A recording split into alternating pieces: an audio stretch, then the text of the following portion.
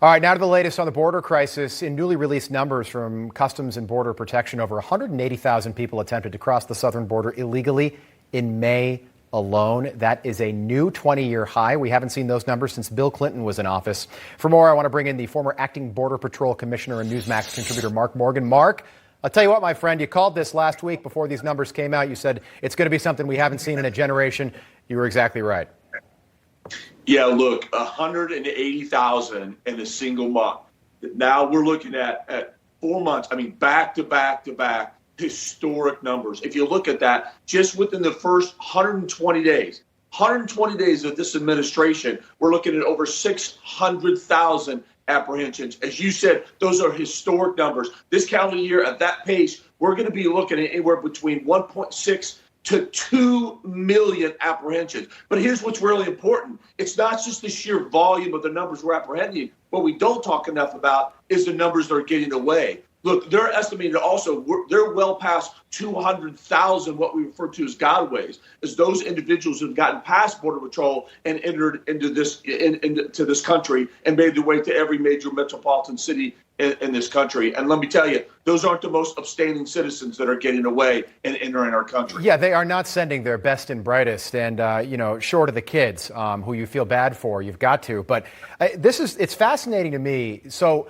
now we can go back. We can draw a straight line back to late in Bill Clinton's presidency. He didn't address the crisis that was growing at the border late in his presidency. He had other things to deal with, Monica Lewinsky at that time. But that opened the door for the then governor of Texas, George W. Bush, who got elected in 2000. And a lot of it had to do with that border crisis. But we aren't even including the people that crossed the border that we did not catch. And that number could be way higher. Yeah, that's absolutely right. Look, they're estimating right now that number that we're not catching, again, those gotaways, is well in excess of 200,000. And look, this is where I get a lot of my hate mail, is in that 200,000. Think about it. Those are the people that are running, that are fighting, that are doing everything they can to avoid apprehension. And why is that? Well, it's because there's a good criminal element in that 200,000 plus gotaways. And look, they're crossing our border illegally, getting past the Border Patrol and making their way into every major metropolitan city in this country. So if you take the apprehensions plus the gotaways, I mean, we're already close to a million into this administration. It's absolutely unbelievable. We're looking at percentages from this time last year between 600% to 900% increase from April and May of this time last year. It's the highest we've seen in the past 7 years, except for the crisis in 2019. Although in just 4 months, they've already surpassed the total number of apprehensions in the entire fiscal year 2020. Yet this administration continues to say there's nothing to see here. It's not a crisis. You know, I noticed, Kamala Harris has been quiet for the last day or so. She was selected by Joe Biden partially because of her progressive bona fides. Now people like AOC on the progressive left are calling out Kamala Harris. She said, during the campaign and during the pre-primaries before she dropped out, hey, open borders, open borders. What did she really accomplish by going to Guatemala and Mexico?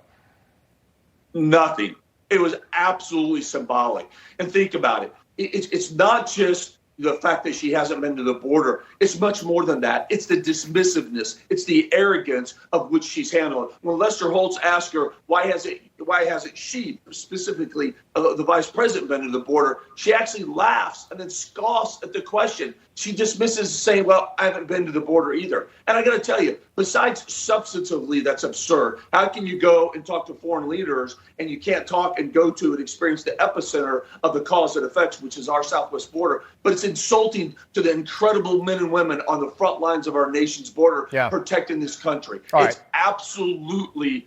I get so frustrated because it's so disrespectful. At a minimum, she should go there and just thank them for the incredible job they're doing to defend our borders. Look, we know she's not going to admit that it's a crisis, take responsibility, but just thank them. At the same time she was in Guatemala, Border Patrol was conducting another funeral of an agent that died of COVID in the line of duty. That's more than 30 since we inherited this disease from China for CBP.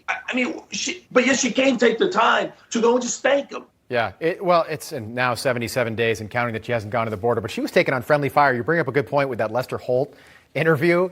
She wasn't expecting I don't think she was expecting tough questions from Lester Holt, but I think that question, maybe her comms team could have prepped her with, hey, he might ask why you haven't gone to the border, but you're managing the border crisis, why you chose to go to Guatemala and Mexico City before going to the actual United States-Mexico border. Mark Morgan, pleasure having you on. As always, my friend, we'll see you again soon. Thank you.